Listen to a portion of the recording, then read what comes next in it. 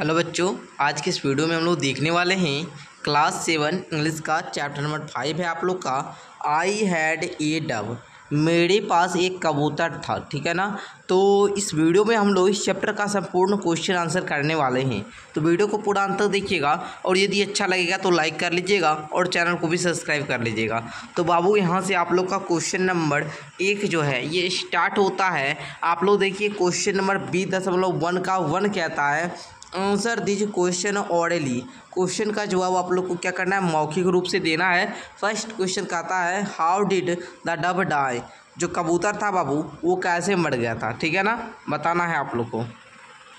तो देखिए यहाँ पर बोल रहा था कि कबूतर जो था वो कैसे मरा था। तो लिखेंगे आप लोग the Dove died for grieving, जो कबूतर मरा था वो शोक करने के लिए मरा था। ठीक है ना, शोक करने के लिए मरा था। दूसरा देखिए कहता है why did not the bird live in the cage as happily as in the forest, मतलब जो पक्षी होता है बाबू वो एक जंगल में वो जिस तरह खुशी से रहता है ना वो पिंजरा में क्यों नहीं रहता भाई। आपको यही क्वेश्चन का जवाब बताना है। तो आंसर लिखे हुए आप लोग the bird had been caught and lost its freedom, मतलब कहता है जो बर्ड होती है बाबू वो पिंजरा में अपने स्वतंत्रता को, अपनी आज़ादी को, है ना, ये खो देती है। मतलब पिंजरा में है भाई, बंद है, उसको कहाँ जाएगी, पिंजरा के अंदर ही रहेगी। अगर जंगल में है तो उड़ के इस गाछ पे गई और इस पेड़ से उड़कर इस पेड़ पे गई। तो बाबू ये जो उसको स्वतंत्रता होता है, फ्रीडम होता है, ये वो खो देती है, जिस कारण वो जो होती है हैप्पीली नहीं रह पाती है केज में, पिंजरों में। ठीक है ना, आगे बढ़े। यस सर, चलिए तीसरा क्वेश्चन कहता है how can you say that the poet cared for the bird, आप कैसे कह सकते हो कि कवि जो हैं वो पक्षी की देखभाल करते हैं, पक्षी से प्यार करते हैं। लिखेंगे आप लोग the poet often kissed it, जो कवि हैं बाबू वो अक्सर उसको चूमते रहते हैं। ठीक है ना। And gave white peas to it, और उसे खाने के लिए उजला मटर देते हैं। He loved and cared the bird much, वह पक्षी से बहुत ज़्यादा प्यार करते हैं। ओके बाबू, समझ गए। चलिए आगे का क्वेश्चन कहता है थिंक एंड राइट, सोचो और लिखो, राइट ट्रू और falls in the space provided, आप लोग को ट्रू और फॉल्स बताना है। फर्स्ट कहता है the dove was given green peas to it, the dove was given green peas to it, मतलब जो कबूतर था, जो पक्षी था कबूतर, उसको खाने के लिए हरा वाला मटर दिया गया था। नहीं भैया ये गलत हो जाएगा, फॉल्स हो जाएगा, उसको वाइट पीस दिया गया था। ठीक है ना। चलिए दूसरा कहता था Dove lived in forest tree, ये बात बिल्कुल सही है कि जो पक्षी था, जो डव था, ठीक है ना, कबूतर जो था वो जंगल के पेड़ पर रह रहा था। ठीक है। चलिए तीसरा कहता है द डव वाज अनहैप्पी, जिसको जो कबूतर था जब उसको हम पिंजरा में बंद कर दिए तो वह खुश था, बिल्कुल खुश नहीं था, और मतलब ना खुश था। तो भाई ये बात सही है, वो खुश नहीं था, तो ये ट्रू हो जाएगा। ठीक है, सही हो जाएगा। आगे देखिए कहता है tick the most appropriate answer to each of the following question, आप लोग को क्वेश्चन को पढ़ना है और आप लोग को जो विकल्प उचित लगे ना उस पर टिक लगाना है। क्वेश्चन समझिएगा पहले। आता है who had oven the thread in the poem, इस कविता में जो धागा होता है ना उसको किसने बुना। ठीक है ना, मतलब पक्षी को रखने के लिए जो पिंजरा वाला जो होता है उसको किसने बनाया था। तो लिखेंगे the person who had caught the bird, व्यक्ति जिसने पक्षी को पकड़ा था। भैया अगर आप मानिए गाय पाल रहे हैं, अगर आप गाय पोसे हैं तो आप चारा कौन लाएगा गाय के लिए, आप लाओगे ना, आप ही ना लाएंगे कि हम जाकर ला देंगे, नहीं। जो चीज़ करता है वो उस चीज़ करता है। मतलब क्या, जैसे ये व्यक्ति जो है ये पक्षी को पकड़े तो यही ना उसके लिए पिंजरा बनाएंगे, पिंजरा की व्यवस्था कौन करेगा, हम करेंगे, बिल्कुल नहीं। जो व्यक्ति पक्षी को पकड़ा वही ना उसके रहने की व्यवस्था करेगा। तो यहाँ पर आप लोग का सी नंबर राइट हो जाएगा। ओके बाबू।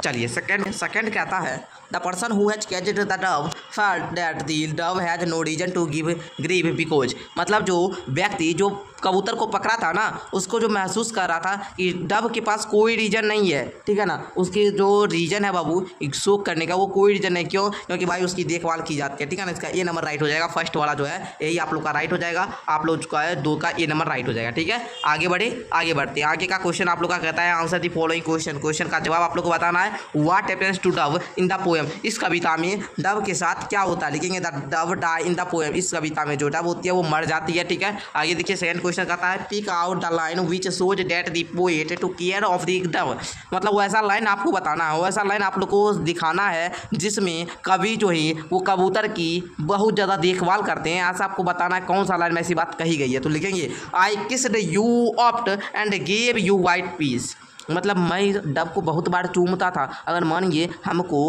अगर किसी माँ को अपने बेटे से प्यार नहीं होगा, ठीक है ना, तो अगर माँ को प्यार आता तभी तो वो चूमती है अपने बेटे को, अगर प्यार नहीं होगा तो वो चूमेगी? बिल्कुल भी नहीं चूमेगी। तो वही बात है, ये जो कवि हैं इनको किससे, कबूतर से, डव से प्यार था तभी तो इसको चूमते थे बार बार, और उसको खाने के लिए पसंद का वाइट पीस देते थे, सफ़ेद मटर, पता होगा आप लोग को, सफ़ेद मटर देते थे जो डव को बहुत ज़्यादा पसंद है, ठीक है ना, ग्रीन पीस नहीं, वाइट पीस, ठीक है ना, वाइट पीच। आगे आप लोग जानिए कहता है question number 3 did the poet know the cause of the dove's grieving, did the poet know, क्या कवि जानते थे, मतलब कारण बताना, वैसा कारण जानते थे कवि, जो मतलब जो कबूतर है वो शोक क्यों कर रहा है, क्यों उदास है भाई, उसके शोक का कारण क्या है, ये बात कवि को पता था। तो लिखेंगे यस जानते थे। क्या? The poet new the cause of the Dove grieving, पक्षी के मतलब कबूतर के शोक का क्या कारण है, ऐसी बातों को कभी जानते थे।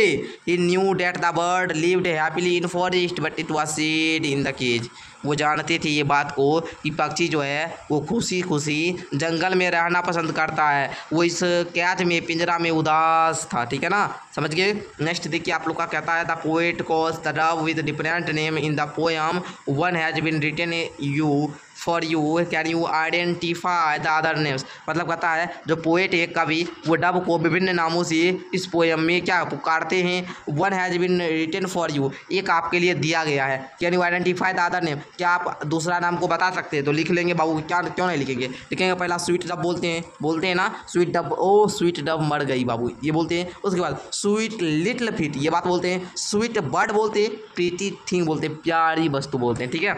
ये सब नाम किसके लिए बोल लेते हैं, तो डव के लिए लेते हैं। आगे बढ़ते हैं, कहता है word study making the new word बताना, जैसे यहाँ पर फॉरेस्ट दिया गया ना, फॉरेस्ट तो इससे संबंधित ट्री हो जाएगा, सर्व्स हो जाएगा, हंटिंग हो जाएगा, लेक हो जाएगा, LAK, ठीक है ना, उसके बाद एलिफेंट हो जाएगा, लायन हो जाएगा, ठीक है। इसके संबंधित मतलब जैसे फॉरेस्ट जंगल में क्या क्या रहता है, ट्री रहता है, सर्फ झाड़ी वगैरह रहती है, हंटिंग शिकार होता है जंगल में, लेक झील होता है, एलिफेंट हाथी होती है ना, मतलब हाथी होता है, लायन मतलब क्या शेर होता है, ठीक है। दूसरा ग्रीन का क्या, ग्रास लीफ होता है, सीज वाटर होती है, अनराइप होता है मतलब कच्चा फल, ठीक है, जो पका हुआ नहीं हो, अनराइप मतलब पका नहीं होना, फ्रेश, अच्छा प्लांट, ठीक है, समझ रहे। अच्छा अब आता है रैमिंग वर्ड, क्या आता है बाबू, रैमिंग वर्ड, जैसे ग्रीविंग का rhyming word weaving, fit, sweet, dared, tired, peace, trees, ये सब क्या है बाबू, रैमिंग वर्ड। नेक्स्ट देखा जाए ग्रामर सेक्शन का, आगे का क्वेश्चन कहता है यहाँ पर बाबू in the poem poet has describe the dove use sweet, है ना, sweet is called an adjective because it give more information about the noun dove sweet dove, है ना, can you find the following word have been described in the poem. अच्छा मतलब आप लोग को बताना है वैसा वर्ड, जैसे डव एक क्या है, नाउन है, डव एक किसका नाम, पक्षी का नाम है, और नाम को हम लोग संज्ञा बोलते हैं, नाउन बोलते हैं, तो डव एक नाम है, इसके लिए क्या बोले कभी, स्वीट डव, स्वीट इसकी विशेषता गया, मीठी प्यारी सी कबूतर, तो स्वीट जो हुआ इसका विशेषता बताया, और जो विशेषता बताता है नाउन को उसको बोलते हैं विशेषण यानी कि एडजेक्टिव। उसी प्रकार आपको यहाँ पर जो नाउन दिया गया है इसका विशेषता जो बताया गया है उसको लिखना है, जैसे ट्रीज को क्या बोले, ग्रीन ट्रीज, पीस को क्या बोले, वाइट पीज, अच्छा फीट को क्या बोले, लिटिल फीट, ट्रेड को क्या बोले, सिल्कन ट्रेड मतलब धागा, ठीक है। चलिए समझ गए आप लोग एडजेक्टिव क्या होता है। आगे का क्वेश्चन देखा जाए, यहाँ पर कहता है rewrite the following sentences by adding appropriate adjective to the underlined noun, you can take help from the help box, ठीक है, मतलब जो लाइन यहाँ पर है ना इसके लिए आपको एक एडजेक्टिव लेना है, तो लिखेंगे grandma bought a beautiful shawl, ठीक है ना। अच्छा आगे देखिए आप लोग, कहता है द फ्रॉग हैज ए टंग, लिखेंगे the frog has a sticky tongue. हमने यहाँ पर एक एडजेक्टिव का प्रयोग किया है, मतलब कोई भी, जैसे राम लड़का है, ठीक है ना, तो हम इसके लिए एडजेक्टिव क्या प्रयोग करेंगे, राम बहुत सुंदर लड़का है, राम पढ़ने में तेज लड़का है, राम जो है राम का विशेषता बताएंगे। उसी प्रकार जैसे फ्रॉग के पास क्या टंग है, तो हम उसको लिखेंगे छोटा टंग है, बड़ा टंग है, स्टिकी टंग है, ठीक है, कुछ भी यहाँ पर लिख सकते हैं। आगे देखिए, my mother bought a frock for me from a market, मेरी माँ जो है वो फ्रॉक लाती है, किसके लिए भाई, मार्केट से मेरे लिए लाती है। तो यहाँ पे लिखेंगे my mother about a long frock, लंबा फ्रॉक ला देती है किस, मेरे लिए, फॉर ए नॉइज मार्केट, है ना, नॉइजी मार्केट मतलब क्या, बहुत वहाँ पर शोर होता है वैसे बाजार से। आगे देखिए जी, आगे अब आप लोग का यहाँ पर जो दे दिए हम सारा का, the fairy had a wand,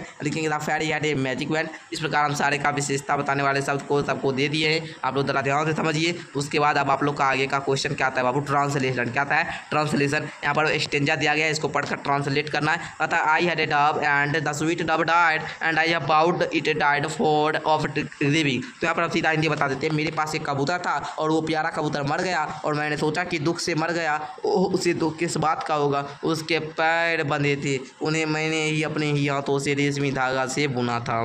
उसके पैर बंधे थे कबूतर के, और उसको बनाने वाला जो रेशमी धागा था वो कभी अपने हाथों से ही बनाए थे। तो बच्चा जी, इस प्रकार आप लोग का ये चैप्टर का संपूर्ण क्वेश्चन आंसर मैंने कंप्लीट करवा दिया। यदि वीडियो अच्छा लगा हो बाबू, तो वीडियो को क्या कीजिए बाबू, आप लोग लाइक कर लीजिए, और चैनल पर नए हैं तो सब्सक्राइब कर लेंगे, और अपने सभी दोस्तों में शेयर करेंगे। शेयर जितना अधिक करेंगे उतना अच्छा सारे बच्चे को बेनिफिट होगा। मिलते हैं नेक्स्ट वीडियो के साथ।